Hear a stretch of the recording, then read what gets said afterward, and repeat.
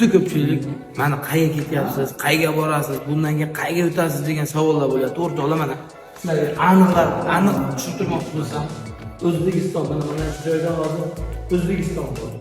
O'zbekistondan mana hozir Tojikistonga o'tdim. Tojikistondan Xitoyga o'taman. Agar Xitoyga qayta kirish imkoniyati bo'ladigan bo'lsa, Xitoyga kirib, Pokistonga o'tib, Pokistonda bir oy aylanib, sababi Pokiston bergan viza yaqinlashib qoldi. Pokistondan yana qayta Xitoyga chiqib turib, Xitoydan Nepal, Everest cho'qqisini pastidan tushib kelgan holatda Nepaldan Hindistonga o'taman. Hindistondan mana bu joyda Bangladesh bor, bu joyda Myanma bor, Myanmadan keyin Malayziya, bundan keyin Malayziya, Singapur, oxiri mana shu joyda Jakarta bor. Ko'ryapsizlar, bundan keyin yer yo'q. Yerda oxiri Jakarta, ya'ni Indoneziya.